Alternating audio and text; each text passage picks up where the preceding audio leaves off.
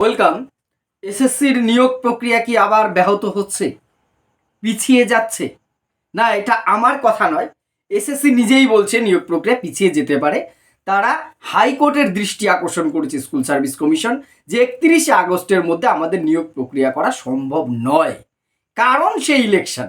দেখুন, এই আশঙ্কাটা আমি অনেকবার অনেক ভিডিওতে বলেছি, আপনারা জানেন যে এই ইলেকশন মাঝখানে আছে, ফলে 31শে আগস্টের মধ্যে নিয়োগ করার একটা চ্যালেঞ্জিং ব্যাপার। আর হলেও আমি বারবার বলেছি যে জুলাইয়ের পরে অ্যাপয়েন্টমেন্ট ইস্যু হবে, বা সেই আগস্ট যে ধরিয়ে দেবে এই পরিকল্পনা অনেকটা চলছিলই।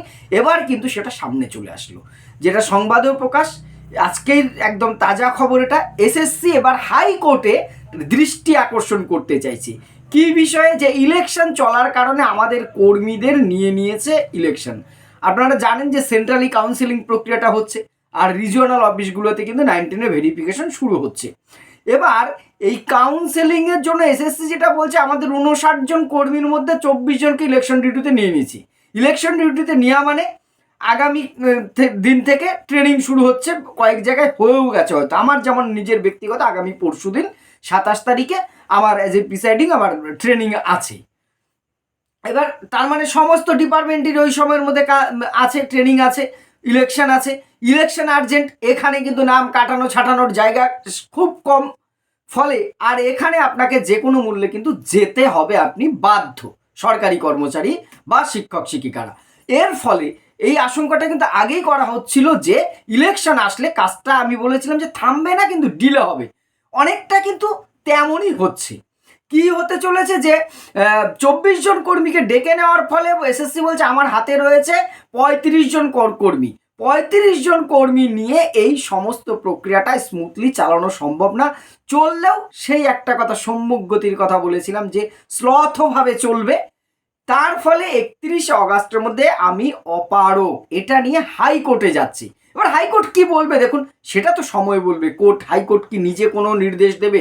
না, হাইকোর্ট আবার সুপ্রিম কোর্টের কাছে যাবে, যেহেতু সুপ্রিম কোর্টই এটার নিয়ে করেছে, সেটা সময় বলবে, আমরা জানবো। কিন্তু এইটা আপাতত সামনে এসে এর ফলে কি হতে পারে দেখুন, হাইকোর্টে যদি যায়, হাইকোর্ট একটা নির্দিষ্ট কোনো অর্ডার হয়তো দেবে। হয়তো মনে আছে আপনাদের নিশ্চয়ই 31শে ডিসেম্বর পর্যন্ত সময় ছিল, সেটা বেড়ে কত হচ্ছে 31শে আগস্ট। 8 মাস কিন্তু সময় বেশি পেয়েছিল, আবার হয়তো কয়েক মাস সময় এক্সটেনশন পেয়ে যেতে পারে। যদি পেয়ে যেতে পারে তাহলে যেটা হবে, আবার স্লোলি চলবে।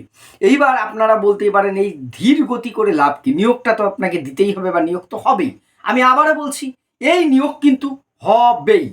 দেখুন, অনেকগুলো মামলা আছে, জানি না কোন মামলার কি রায় এসছে।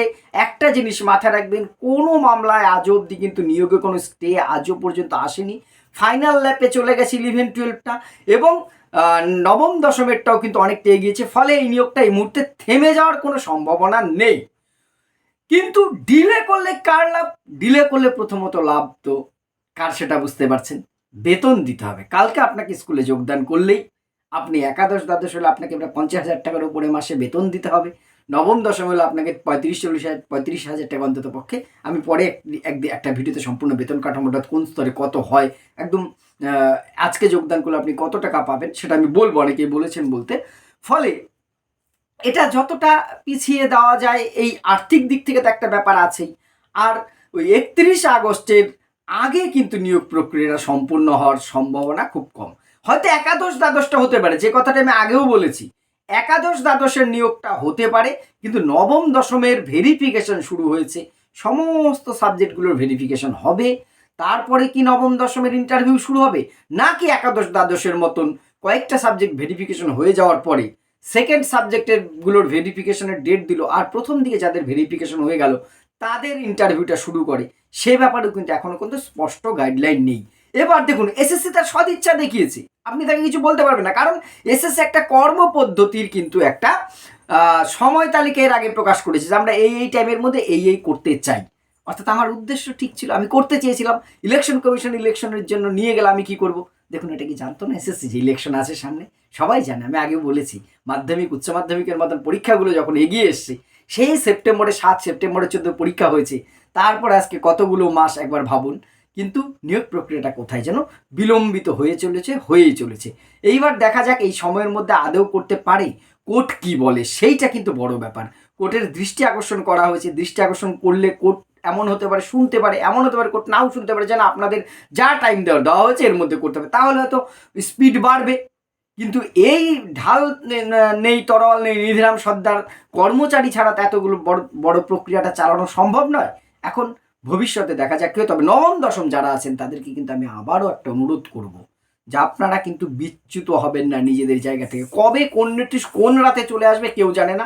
আপনারা কিন্তু ডেমনস্ট্রেশন ইন্টারভিউ প্রিপারেশনটা নিতে থাকুন। আরেকটা খুব ইম্পর্টেন্ট কথা আমার এখানে বলার আছে, গতকালকের ভিডিওতে আমার কথায় কথায় একটা জায়গায় নম্বর বিভাজন নিয়ে একটু তথ্যগত ভুলের জায়গা হয়েছে। আমি সেটা কমেন্টেও স্বীকার করেছি, আবারও স্বীকার করেছি। আমি প্রত্যেকটা ভিডিওতেই প্রায় বলি আমার ভুল ত্রুটি থাকলে আপনারা শুধরে দেবেন। অনেকে ধরিয়ে দিয়েছেন, যারা আমার ভুলটাকে ধরিয়ে দিয়েছেন তাদেরকে আমি সম্মান জানাচ্ছি, ধন্যবাদ জানাচ্ছি নতমস্তকে। আমার এই ধরনের ত্রুটিগুলো আপনারা যখনই পাবেন, আমার ত্রুটির ঊর্ধ্বে তো নই, বহু ত্রুটি আছে আমার মধ্যে, আপনারা ধরিয়ে দেবেন। আমি আপনাদের কাছে যারা আমার ত্রুটিগুলো ধরিয়ে দেবেন আমি কৃতজ্ঞ থাকবো। আর আপনাদের এই বিষয়ে কি মতামত, কি হতে পারে বলে মনে হয় অবশ্যই কমেন্ট বক্সে জানাবেন। ধন্যবাদ।